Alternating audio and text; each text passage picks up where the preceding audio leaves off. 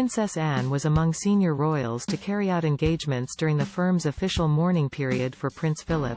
But the Princess Royal appeared to pay tribute to her no-fuss father by choosing not to wear black during her latest outing.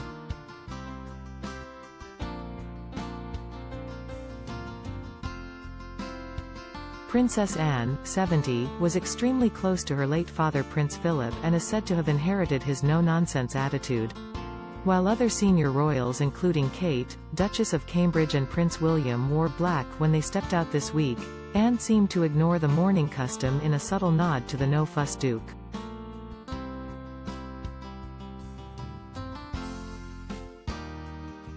On Wednesday, the Princess Royal visited 3 hospitals in Gloucestershire where she oversaw the opening of a commemorative garden for those who lost their lives to COVID-19.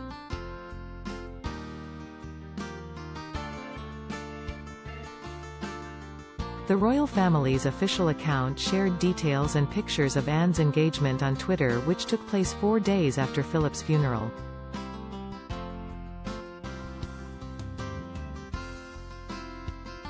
The tweet read, "The Princess Royal has visited 3 at GLOS hospitals to thank staff for their hard work over the last year.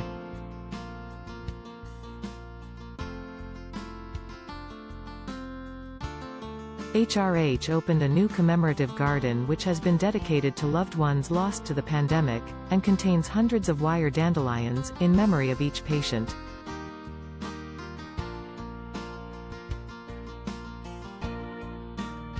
While it was custom for members of the firm to wear black during the 2-week period of mourning following Philip's death, Anne ignored tradition and wore a long tweed coat over a red dress instead.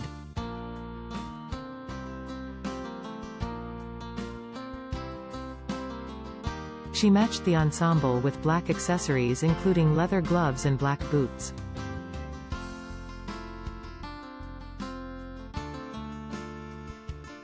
Philip was something of a royal renegade and famously averse to any kind of fanfare.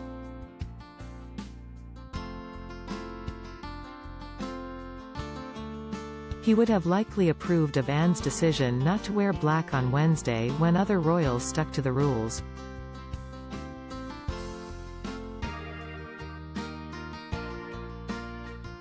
On the same day as Anne's hospital outing, Kate and William both wore black during a visit to a London Squadron Air Training Corps.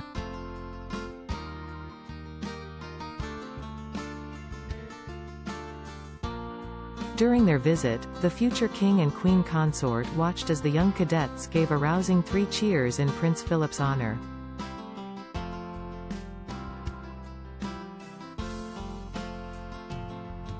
Ahead of Philip's funeral, Anne remembered her father in a touching tribute.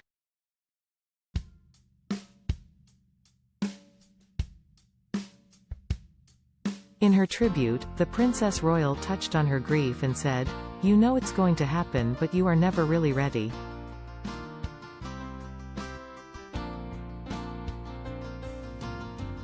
Anne added, "My father has been my teacher, my supporter and my critic, but mostly it is his example of a life well lived and service freely given that I most wanted to emulate."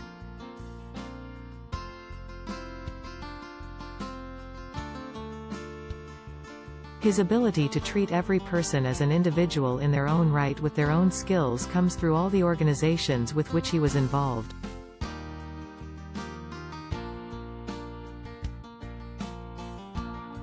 I regard it as an honor and a privilege to have been asked to follow in his footsteps, and it has been a pleasure to have kept him in touch with their activities.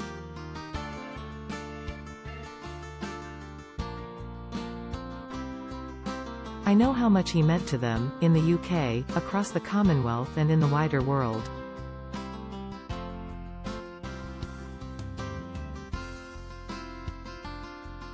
I would like to emphasize how much the family appreciate the messages and memories of so many people whose lives he also touched. We will miss him, but he leaves a legacy which can inspire us all.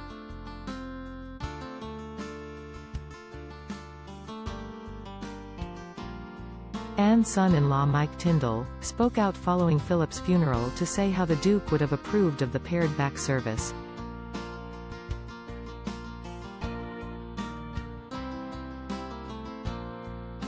Speaking on his podcast The Good, the Bad and the Rugby, Mike said, "Look, it's been a difficult 10 days, and I look back on the day, and, I think as eerie as it was, with no crowds and the social distancing and the way everything was, I think it was the perfect day. How he would have liked it, if that makes any sense whatsoever."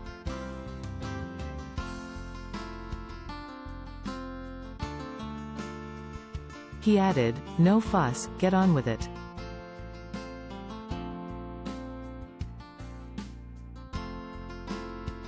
Anne lives on the Gatcombe Park estate in Gloucestershire, which is also home to her 2 children Zara Tyndall and Peter Phillips.